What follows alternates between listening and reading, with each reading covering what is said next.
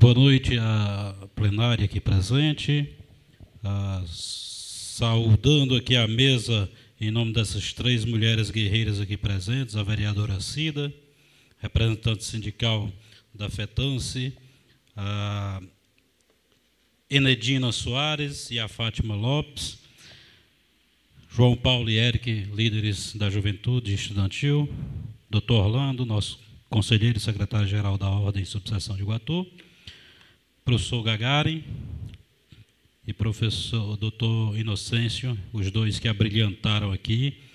E depois do que eles disseram, falta pouca coisa para dizer, porque foi muito didático e muito proveitoso o tempo que nós levamos para ouvi-los. Na abertura houve aqui uma referência a João Cabral de Melo Neto, pernambucano, que criou essa obra divina, que denunciou a luta de classe no campo.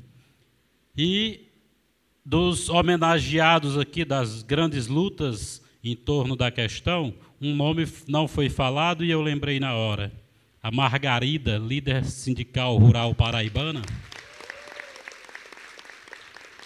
assassinada pelas suas posições combativas e que remete àquela outra mulher guerreira que está hoje sofrendo um processo kafkiano, como citou o professor Gagarin, sem nexo, sem eira nem beira, para usar um termo mais popular, que é a presidente Dilma.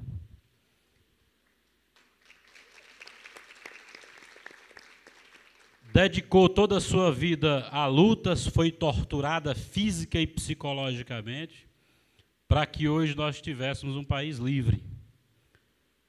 Para que hoje nós pudéssemos, inclusive, estar numa instituição federal debatendo isso, porque na época da ditadura militar, contra a qual ela lutou, estaríamos todos presos, enquadrados aqui. Até eu tirei uma brincadeira com o doutor Inocêncio, na hora que deu uma pancada lá, eu digo que a gente está em prévia de golpe, escuta uma pancada dessa, pensa logo que é bomba, né? E o jogo era este, lembrem-se do Rio Centro. Bom, com essas referências históricas feitas pelo doutor Inocêncio, que é hoje juiz aposentado, mas é um homem de lutas históricas e tem uma visão social que, felizmente, saiu da advocacia trabalhista e foi fazer também justiça pelo outro lado, porque nós precisamos de mais juízes com essa formação humanística, histórica e social para evitar os mouros da vida e derrubar os muros que separam a população do judiciário. E também precisamos colocar o golpe, aliás, o processo que se está passando agora sobre a perspectiva da defesa da legalidade, como é um dos temas tocados aqui na pauta estabelecida pela Frente Brasil Popular. E, neste aspecto, senhores, no momento em que eu vos falo, talvez, não sei, talvez esteja já barrado o processo do impeachment, porque hoje, à tarde, o advogado-geral da União impetrou um mandado de segurança, colocando e reforçando o processo de defesa apresentado perante a comissão e trazendo elementos fundamentais, contundentes sobre a legalidade desse processo, que inclui, inclusive, o fato de que o relatório toca em pontos não especificados na denúncia que foi formulada contra a presidente quando foi aceito o pedido de impeachment dela. E a isso traz uma preocupação muito grave, porque a partir do momento que a AGU entrou no jogo da defesa jurídica da presidente, tentaram barrar a atuação institucional dela. E a partir do momento em que se votou o relatório e hoje a AGU entrou com esse mandado de segurança, a primeira coisa que eu ouvi na imprensa, o governo está dando a votação por perdido e agora está partindo para o tapetão. Olha só, viu, professor doutor Inocêncio?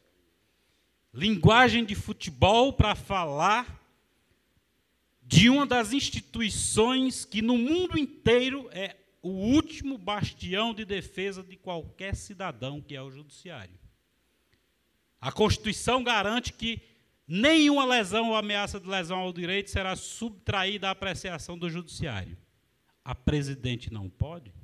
Todo mundo pode pela Constituição, mas a presidente não pode combater a ilegalidade no judiciário, porque isso é recorrer ao tapetão? É diminuir demais a importância institucional de um dos poderes da República, aliás, de dois, porque o da presidente já está diminuído na medida em que se coloca um linguajar de botequim de futebol num processo tão importante para o país. Mas isso é só uma demonstração que a gente não consegue perceber da gravidade do processo, porque se nós formos falar de legalidade e segurança jurídica, o que se citou aqui a respeito da escolha democrática de 2014, ela não foi respeitada em nenhum momento. E, digo mais, a presidente da República não pôde sequer tomar posse do seu segundo mandato. Porque, desde o momento em que o Cunha assumiu a presidência da Câmara, ele vem sabotando o governo. Lembrem os senhores as chamadas pautas-bomba. Essa é a palavra, sabotando. Lembrem os senhores as chamadas pautas-bombas, com um único e exclusivo intuito de inviabilizar a governabilidade, com um único e exclusivo intuito de não permitir que a presidente, com a honestidade que lhe é peculiar e a humildade que ela tem, reconhecer que a economia estava andando num caminho errado em alguns pontos, ao tentar corrigir, não se permitiu. E não se permitiu como? Rasgando dinheiro. Rasgando dinheiro, inclusive, precisa ser denunciado isso, o doutor Inocêncio Shoa, como membro do Judiciário, há de convir comigo, dando auxílio moradia para o Ministério Público, para o Judiciário, que se volta contra o Executivo, carimbando toda e qualquer safadeza que Cunha apronta lá na Câmara dos Deputados. Isso é muito grave, é uma ruptura institucional trabalhada em tecido de seda, um emaranhado delicado e extremamente simpático, porque tudo se resume a dizer que está na Constituição. Ah, não é golpe. Não existe golpe. Impeachment está previsto na Constituição. Nós estamos trabalhando dentro da legalidade. Mas o interessante é que, quando a defesa tenta trazer o processo para dentro da legalidade, eles dizem que é tapetão. Vejam os senhores que o Lula pegou este país e deu um olhar social para o seu governo, e dentro das regras estabelecidas, e regras estas, lembrem bem, com a Constituição toda cheia de remendo, porque o doutor honoris causa de Sorbonne resolveu moldar a Constituição à cara dele, o famigerado Fernando Henrique Cardoso, que fez emendas e mais emendas para quebrar a institucionalidade brasileira e transformar o país ao bel interesse dele e daqueles a quem ele servia, e o Lula, mesmo com tudo amarrado para não dar certo, ele conseguiu fazer um país para os brasileiros. Vocês sabem como é que é a eleição municipal, né? O camarada estelionata voto, compra, frauda, faz o diabo. Depois de eleito, o perdedor vai para tudo quanto é instância. Vocês já viram algum prefeito sair antes de terminar o mandato por conta de uma eleição fraudada? Pelo sim, pelo não, a AGU está agindo preventivamente, porque politicamente nós vamos ganhar o jogo. Governo voltado para o povo, que fez o Brasil olhar de frente para o mundo e dizer: eu mando no meu país. Eu tenho orgulho de ser brasileiro. Um governo que fez, usando aqui um jargão do nosso presidente, nunca antes na história desse país, um processo de inclusão social a olhos vistos, num tempo curto, como o Lula diz, uma revolução sem armas, e usando as armas do inimigo, que é a legalidade. Vocês lembram o rebuliço que foi a história das cotas raciais nas universidades? Chegaram até a dizer, não, mas isso é um absurdo. Olha só, isso é um absurdo. Cota racial é mesmo que dizer que negro é burro. Acontece que eu fiz faculdade de Direito em 1988, quando eu ingressei lá. Eu sentava na cadeira ao lado da filha do então governador Gonzaga Mota, a Miriam, pessoa muito delicada, por sinal. Eu sentava ao lado de do neto do senador da República, do Mauro, filho do Mauro Benevides, neto do Mauro Benevides.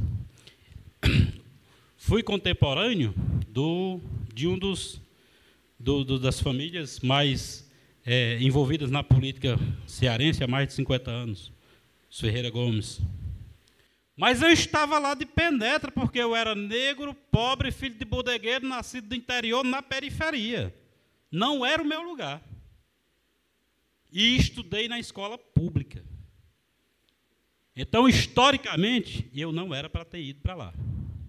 Lula veio e inverteu essa ordem. Vamos igualar o jogo? E aí, nós fazemos o país igual para todos. Dilma vetou a flexibilização dos direitos trabalhistas.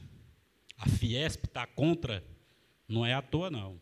Se a Fiesp está contra, só isso é suficiente para qualquer trabalhador brasileiro não bater palmas para o golpe. Só isso.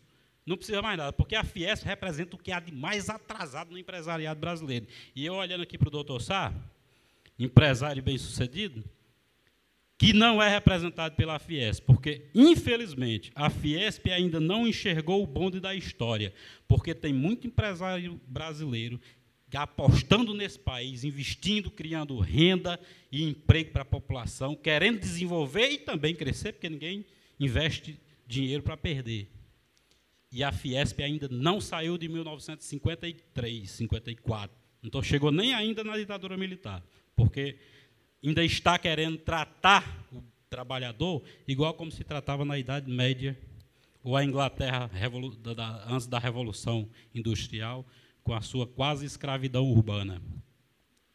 Eles estão tentando tirar a presidente para tentar fazer com que as coisas voltem ao que era antes, porque o recado a Dilma deu, logo no começo do mandato dela, quando tentaram perguntar, e aí a história desses...